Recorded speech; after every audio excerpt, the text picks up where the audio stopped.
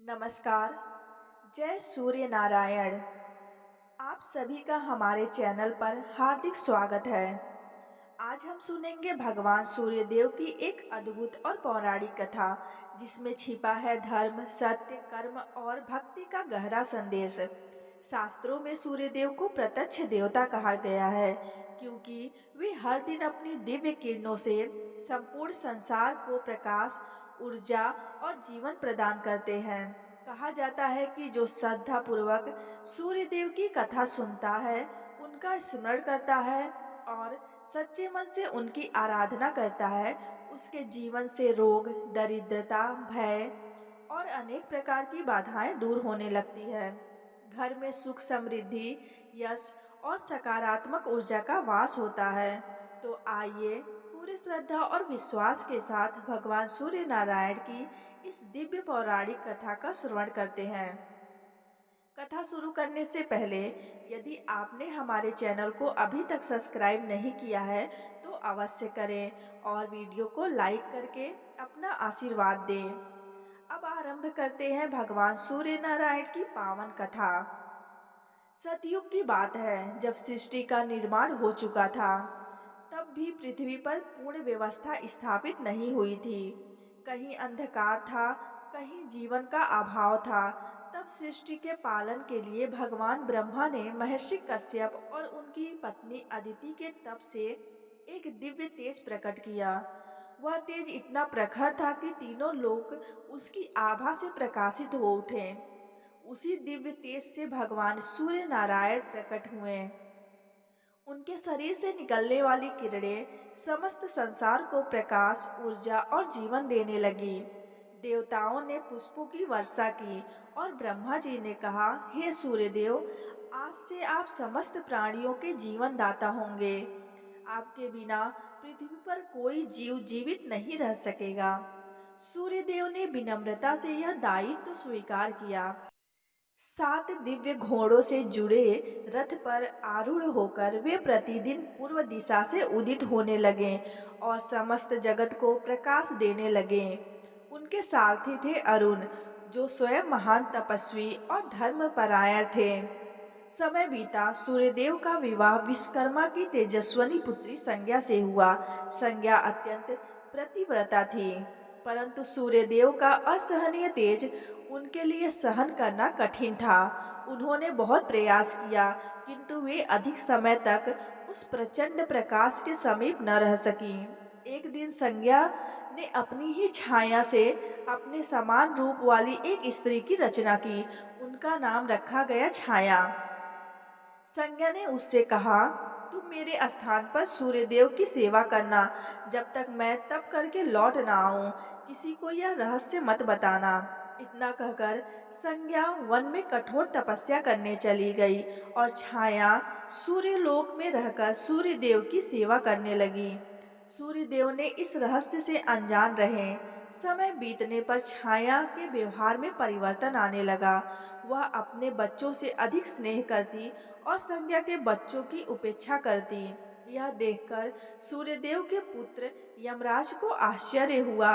एक दिन जब यमराज ने इसका कारण पूछा, तो छाया क्रोधित हो गई और आवेश में आकर यमराज को श्राप दे बैठी। यमराज दुखी होकर सूर्यदेव के पास पहुंचे और सारी बात बताई। सूर्यदेव को संदेह हुआ कि यह उनकी वास्तविक पत्नी संज्ञा नहीं हो सकती। उन्होंने योग बल से सत्य का पता लगाया।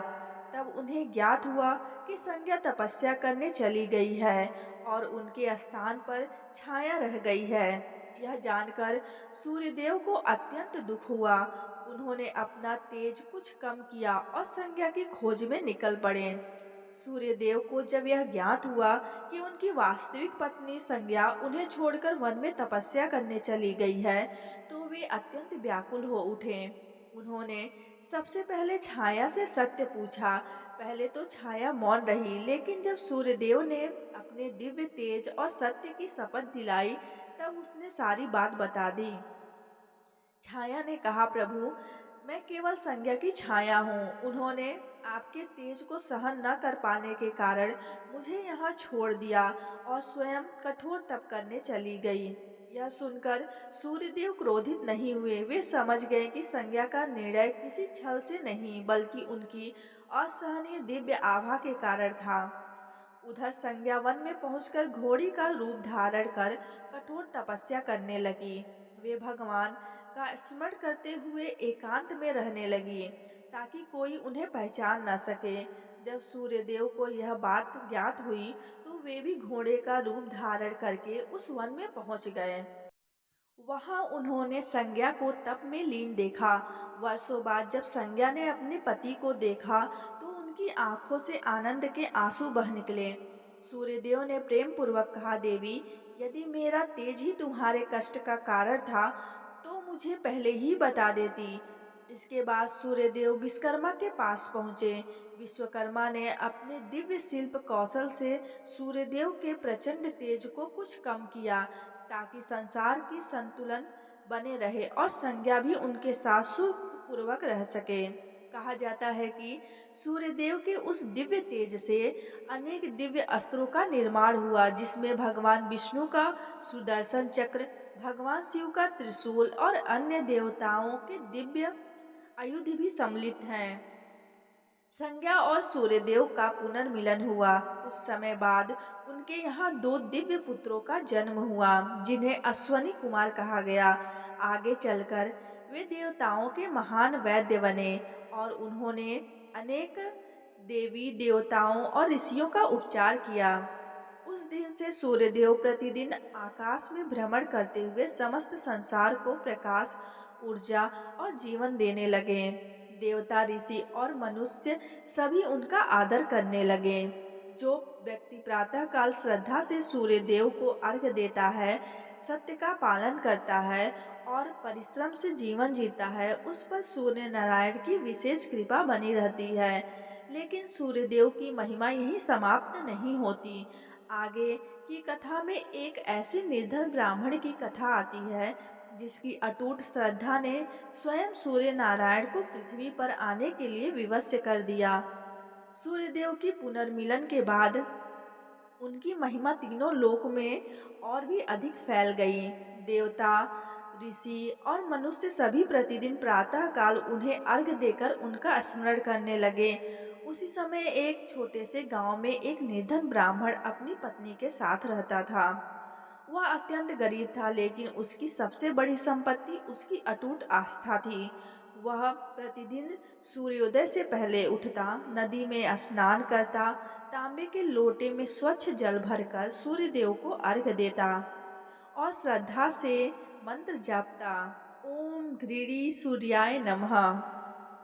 उसके पास धन नहीं था, फिर भी वह रविवार के दिन यथाशक्ति व्रत रखता और किसी भूखे को भोजन अवश्य कराता। एक दिन उनकी पत्नी दुखी होकर कहा, स्वामी, केवल पूजा करने से घर नहीं चलता। कई दिनों से हमारे घर में अन्न नहीं है।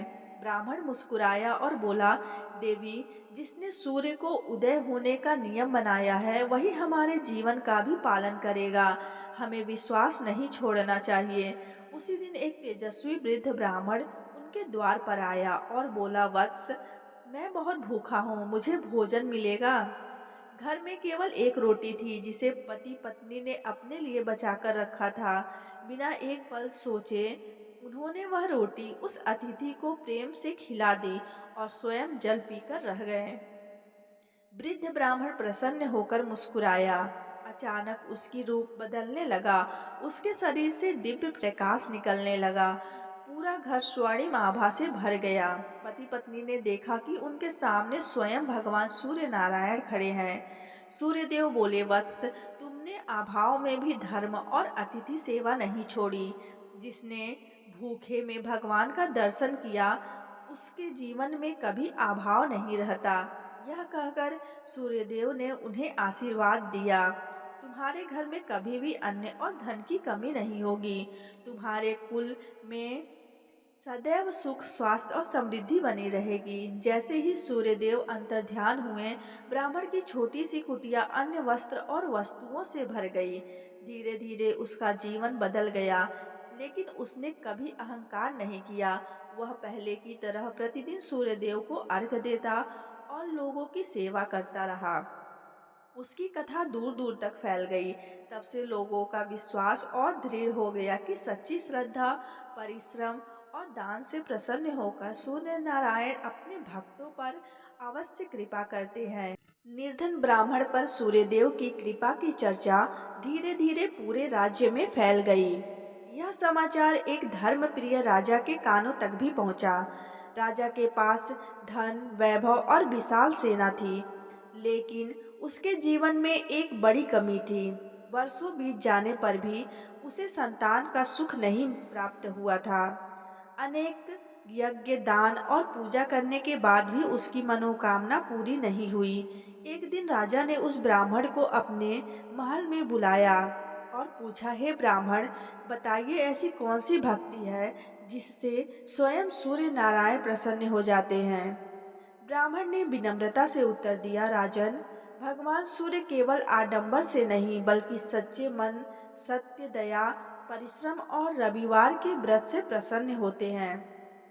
यदि आप श्रद्धा से उनका व्रत करें, प्रातःकाल अर्घ्य दें और जरूरतमंदों की सहायता करें, तो उनकी कृपा अवश्य प्राप्त होगी। राजा ने उसी दिन संकल्प लिया, प्रत्येक रविवार ब्रह्म मुहूर्त में उठकर स्नान करते, तांबे के पात्र में जल, लाल पुष्प, अक्षत और रोली डालकर सूर्यदेव को अर्घ्य देते। वे पूरे दिन संयम रखते, गरीबों को भोजन कराते और सूर्य नारायण का स्मरण करते। इस प्रकार कई रविवार बीत गए। एक दिन प्रातःकाल जब राजा अर्घ्य दे रहे थे, तब आकाश में एक अद्वितीय प्रकाश प्रकट हुआ। उस दिव्य प्रकाश से स्वयं भगवान सूर्य नारायण प्रकट हुए। सूर्यदेव बोले, राजन, तुम्हारी श्रद्धा, सेवा और निष्काम भक्ति से मैं अत्यंत प्रसन्न हूँ। वर मांगो। राजा ने हाथ जोड़कर कहा, प्रभु, मुझे केवल इतना वरदान दीजिए कि मेरा जीवन धर्म के मार्ग पर चलता रहे और मेरी प्रजा सदैव सुखी रहे। यदि आपकी इच्छा हो तो मुझे संतान सुख भी प्राप्त हो। सूर्यदेव मुस्कुराए और बोले, तथास्तु, तुम्हारे राज्य में कभी अकाल नहीं पड़ेगा, प्रजा सुखी रहेगी और शीघ्र ही तुम्हें एक तेजस्वी पुत्र की प्राप्ति होगी। कुछ समय बाद सूर्यदेव का वरदान सत्य हुआ। राजा के घर में एक तेजस्वी पुत्र का जन्म हुआ। पूरे राज्य में उत्सव मनाया गया। राजा ने उस दिन से यह प्रण लिया कि वह प्रत्येक रविवार सूर्यदेव की आराधना करेगा और लोगों को भी धर्म, दान और सत्य के मार्ग पर चलने की प्रेरणा देगा। तब से यह मान्यता प्रचलित हुई कि जो व्यक्ति श्रद्धा और विश्वास के साथ रविवार का व्रत करता है, प्रातःकाल सूर्यदेव को अर्घ्य देता है और अपने कर्मों को पवित्र रखता है, उस पर सूर्य नारायण की विशेष कृपा बनी रहती है। उसके जीवन में धीरे धीरे सुख, स्वास्थ्य, यश और समृद्धि का प्रकाश फैलने लगता है। यही है भगवान सूर्य नारायण की पावन पौराणिक कथा, जो हमें सिखाती है कि सच्ची श्रद्धा, सत्य, परिश्रम और सेवा से ईश्वर की कृपा अवश्य प्राप्त होती है। राजा के राज्य में वर्षों तक सुख, शांति और समृद्धि बनी रही। खेतों में लहलहाती फसलें थीं, नदियां जल से भरी रहती थीं और प्रजा आनंद पूर्वक जीवन व्यतीत कर रही थी। सभी लोग मानते थे कि यह सब भगवान सूर्य नारायण की कृपा का ही परिणाम है। समय के साथ राजा का पुत्र भी बड़ा हो गया।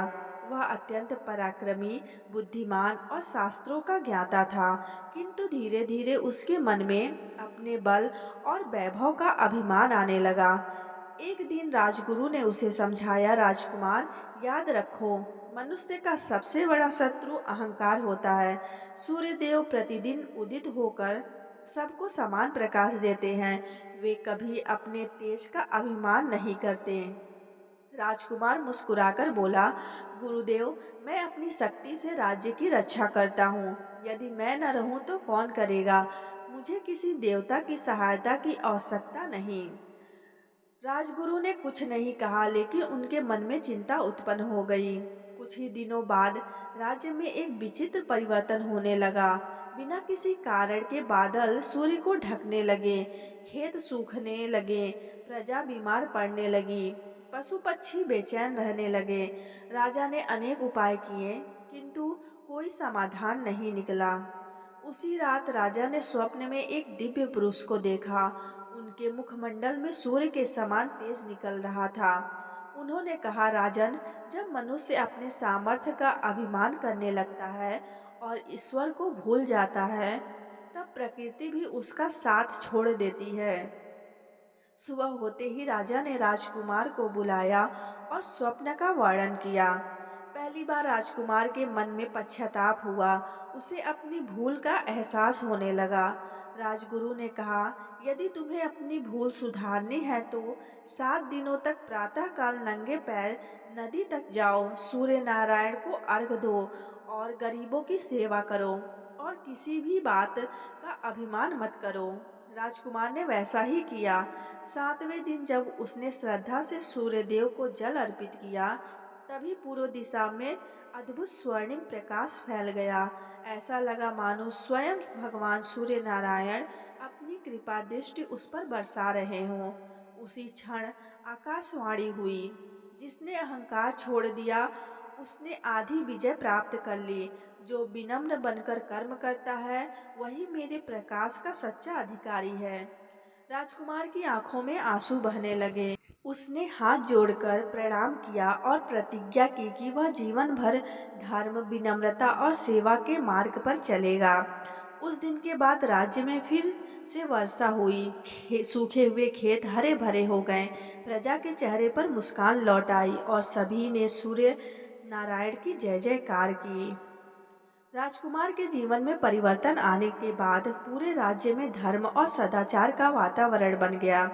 लोग प्रतिदिन प्रातः सूर्य नारायण को अर्घ देने लगे, मंदिरों में भजन कीर्तन होने लगे और प्रजा सुखी रहने लगी। उसी राज्य की सीमा से दूर एक घने वन में महर्षि अत्रेय का आश्रम था। वहाँ अनेक शिष्य वेदों का अध्ययन करते थे। महर्षि प्रतिदिन ब्रह्म मुहूर्त में उठकर सूर्य देव की उपासना करते और अपने शिष्यों से कहते, सूर्य केवल एक प्रकाश के देवता नहीं हैं, वे कर्म, अनुशासन और सत्य के प्रतीक हैं। जो सूर्य की तरह अपने कर्तव्य का पालन करता है, वही जीवन में सच्ची सफलता प्राप्त करता है। एक दिन महर्षि ने अपने शिष्यों की परीक्षा लेने का निश्चय किया।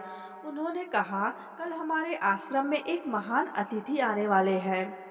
उनका आदर सत्कार पूरे मन से करना।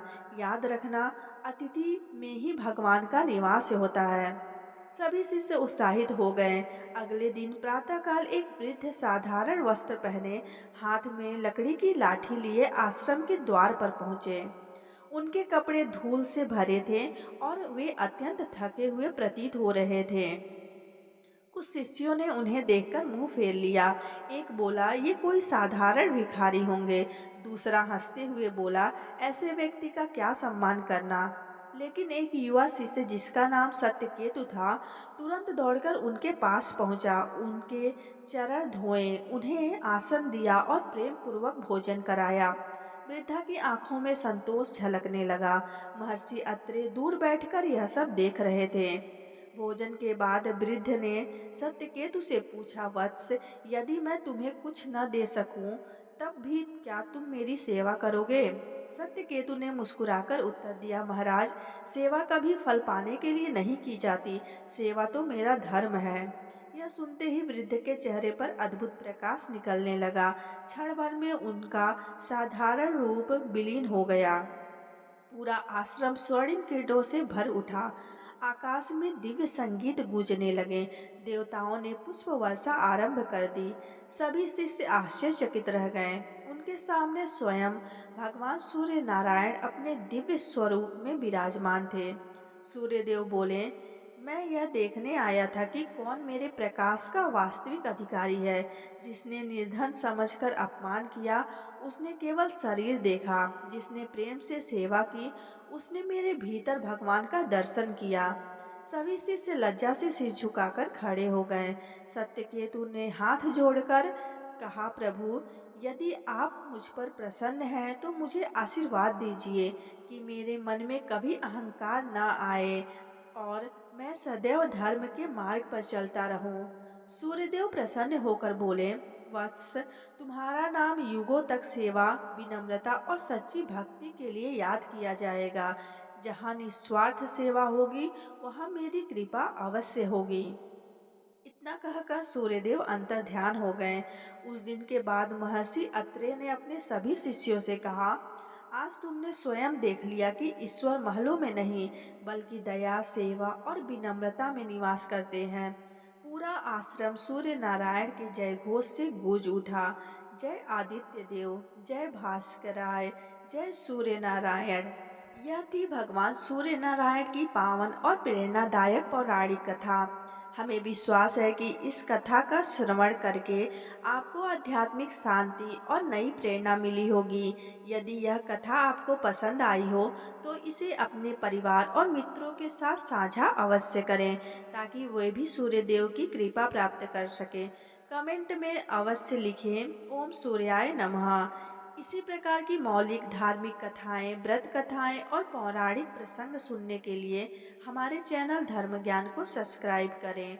जय सूर्य नारायण देव। धन्यवाद।